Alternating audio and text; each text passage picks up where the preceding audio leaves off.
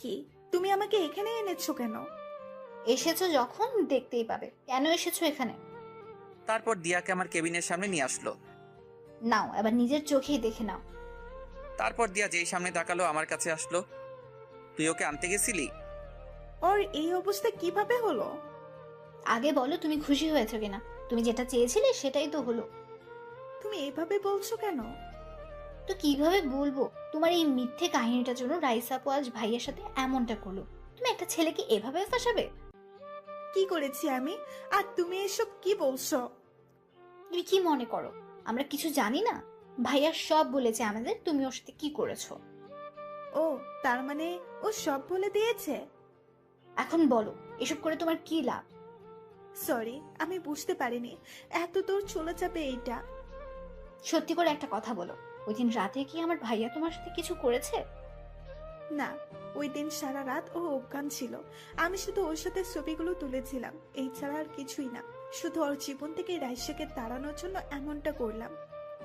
এদিকে রিয়া এতক্ষণ যা কথা হলো সব মোবাইলে রেকর্ড করে রাখলো। আমি কখনো ভাবিনি তুমি এতটা নিচে নামতে পারো। আমি তো শুধু ওর ভালোবাসা পেতে চেয়েছি, এই ছাড়া আর কিছু না। জোর করে কিন্তু ভালোবাসা পাওয়া যায় না, এটা মনে রেখো। তুই এখান থেকে চলে যা, ওকে দেখলে আমার রাগ ওঠে। এবার দেখলে তো কেমন ভালোবাসা পেয়েছো। তারপর দিয়া আর এক মুহূর্ত না দাঁড়িয়ে কান্না করতে করতে চলে গেল। এদিকে আব্বু আম্মু এতক্ষণ দর্শকের মতো দাঁড়িয়েছিল। সত্যিই ভাবতে পারছি না ও এমনটা করতে পারে। ওকে আমি নিজের মেয়ের মতো ভালোবাসতাম। এখন এসব বাদ দাও, আমাকে আবার যেতে হবে। এবার আমি ওর সামনে দাঁড়াতে পারবো। কার সামনে দাঁড়াবি তুই? এই যে এতক্ষণ তা বললো, সব আমি মোবাইলে রেকর্ড করেছি। এখন গিয়ে রাইসা আপুকে এসব দেখাবো। না, তুই ওনাকে কিচ্ছু বলবি না। মা ওকে যেতে বারণ করো। কে শুনে কার কথা? রিয়া কোনো কথা না শুনেই বেরিয়ে পড়লো। ওর মাথায় এত বুদ্ধি এলো কোথা থেকে? আম্মু, আমার আর এখানে ভালো লাগছে না, বাড়িতে নিয়ে চলো।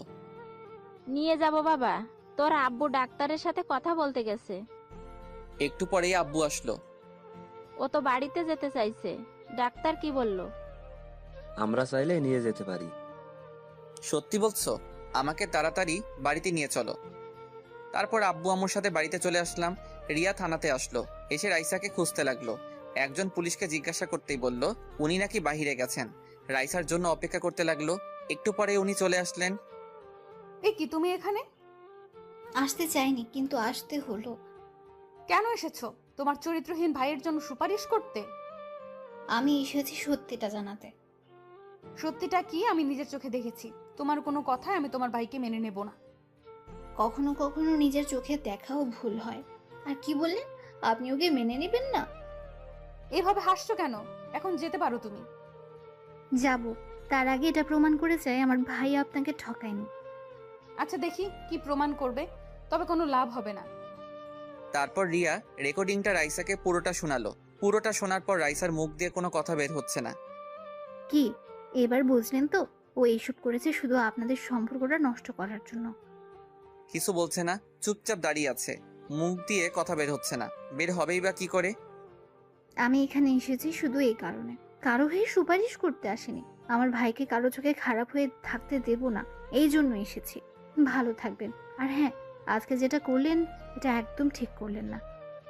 কি করেছি আজকে? ওমা, কিছু জানেন না বুঝি? তাহলে এই দেখুন। আমার ছবিগুলো দেখালো।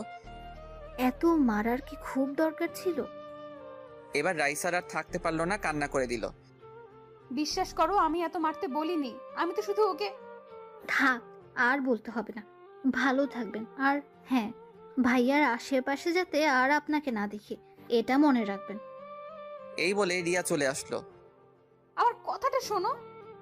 রিয়া ওনার কোনো কথা না শুনেই চলে আসলো। রিয়াকে ফোন দিলাম। কোথায় তুই? এই তো ভাইয়া, থানা থেকে মাত্র বের হলাম। তুই তাহলে আমার কথা শুনিসনি?